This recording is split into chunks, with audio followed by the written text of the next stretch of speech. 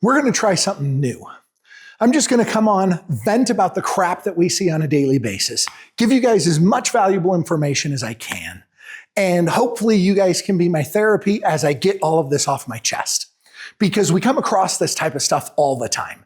So today a customer calls in, I'm not going to tell you who they were, where they were at, any of that type of stuff, but they called in with their own confirmational bias. So right in the notes, they told us that their heating and air conditioning unit system is new, but it should be large enough to support both spaces. He's finishing his basement and he needs returns and supplies added.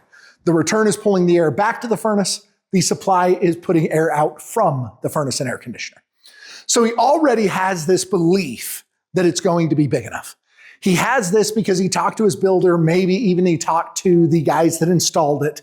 But all you got to do is turn on any news channel, go watch like Cy, the inspection guy, or whatever his name is, and you see all of the problems that are coming out with all of the new builds and everything that's going wrong with them, to know that generally speaking, the builders aren't hiring the most qualified contractor with the largest amount of knowledge. But anyone, and I mean anyone, can figure out if their duct is the right size. We showed up to this guy's house, we measured his ductwork, we told him he didn't have enough ductwork. And he looked at us and he's like, "You're just trying to create a problem. You're just trying to make a bigger issue out of nothing. There's nothing wrong with it. The guys that already installed it, they're licensed contractors. They said everything's perfectly fine. Why are you trying to make such a big deal out of nothing?" We walked the guy through a duct calculator. We walked him through all the different tools he could use to find out we were right. And he just kept insisting that we were trying to make a big deal out of nothing. And it's hilarious because all he has to do is be able to use Google in the most basic way. And you can decide if we are correct or the other company is correct.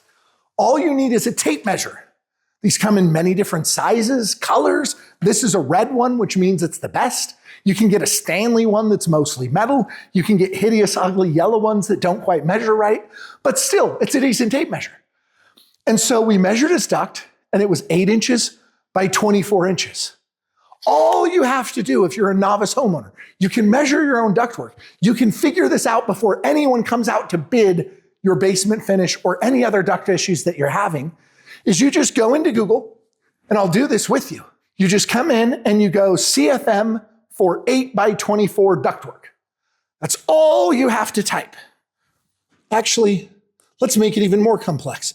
And we'll say for a furnace so that it has even more in-depth information.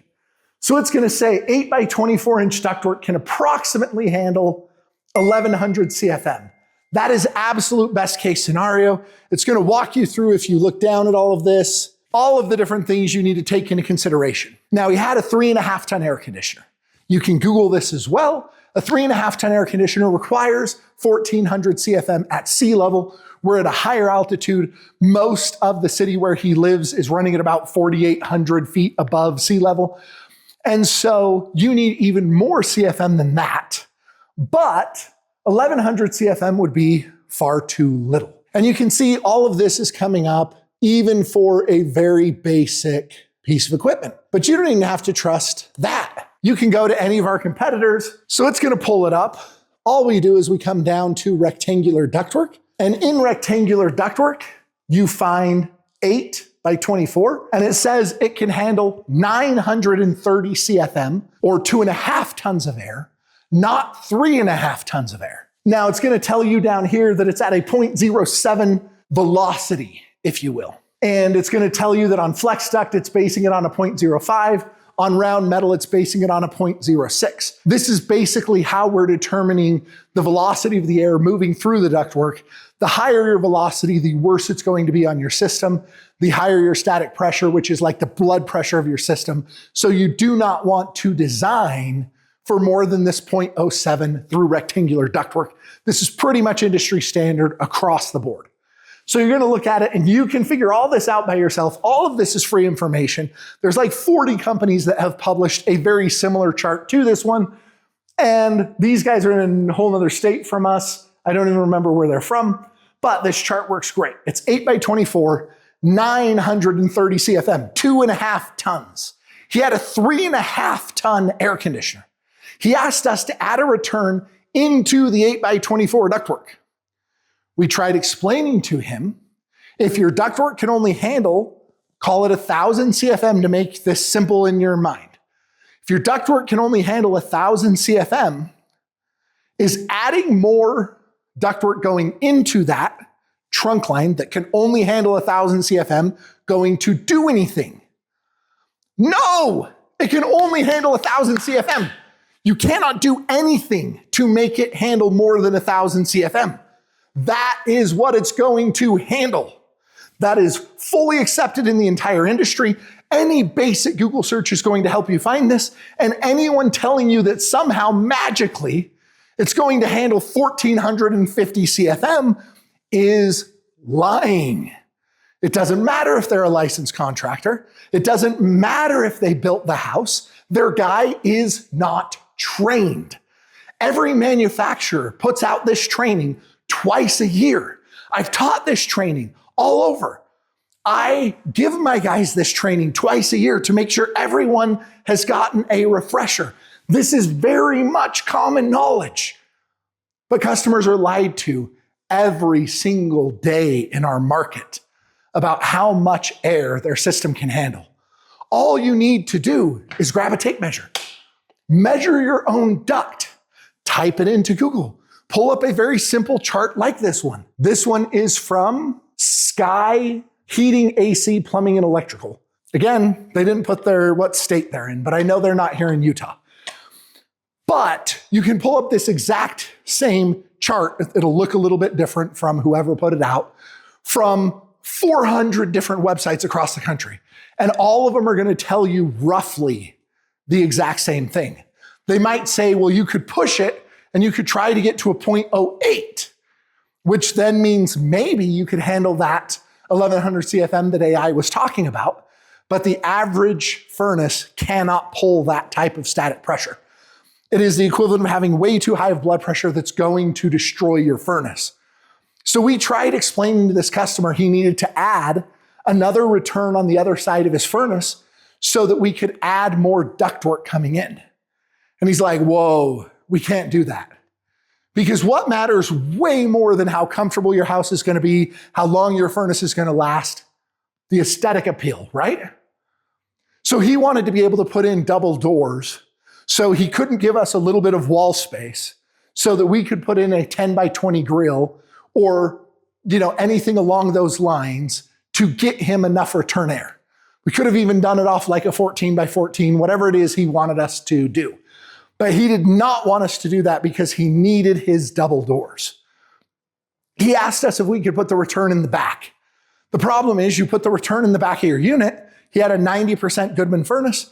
You are then going to weaken the structural integrity of the furnace. You have the potential of dropping your heat exchanger, leaking carbon monoxide, which causes all sorts of issues. But then you're also creating a huge amount of turbulence inside of that system. So your system simply isn't going to work right. So we needed to add that return on the other side of the furnace, but he told us no, he needed his double doors. So there's no way he's going to add a return on the other side of his furnace. So what ended up happening? We walked away. We didn't even give him a bid for adding any supplies or any returns because we will not do work that we know isn't going to be functional. This furnace is almost guaranteed within 8 years to fail. It doesn't have enough return air. You're very likely to crack the heat exchanger. You're going to have blower motor issues. You're going to have to be replacing this motor like crazy. After the manufacturers change the motor once, they're going to come out, find you didn't have enough ductwork the second time it fails. They're going to void your warranty for improper install. And you're going to be stuck with this massive bill on a 5, 6, 7, 8-year-old system that now you're putting another $1,100 into because you weren't willing to take a tape measure and figure out how many CFM your particular system could handle. So please, if you're going to get a bid on something, don't just trust someone because they're a licensed contractor. In Utah, like many, many other states, getting your licensure is way too easy. You don't actually have to have knowledge.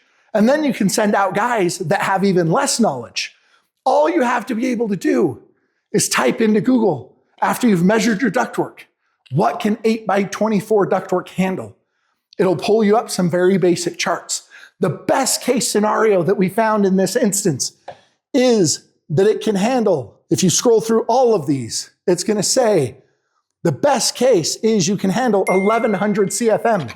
You need 1400 CFM for this unit. Because we're at higher altitude, you actually need higher than that. But minimum 1400 CFM just to make this easy for all parts of the country. 1400 CFM for your 3.5 ton air conditioner. Can you get it if your ductwork can only handle 1100 CFM? The answer is simply no. Don't look for a contractor who's going to tell you you can do this cheaply. Don't look for a contractor that's going to confirm what you already hoped and believed. When we explained this to the homeowner, he was like, well, then I'd have to call my builder and he'd have to come fix this, and he's not going to do it. And it's like, wait, you know the builder's not going to honor his warranties, even though this is done technically wrong if you wanted to be able to finish the basement, and yet you still think he somehow did it right? How does that logic make any sense that you don't believe the builder will honor his warranty, but you also believe the builder definitely hired the contractor who's going to do it correctly for you? Do your own research. It is not hard.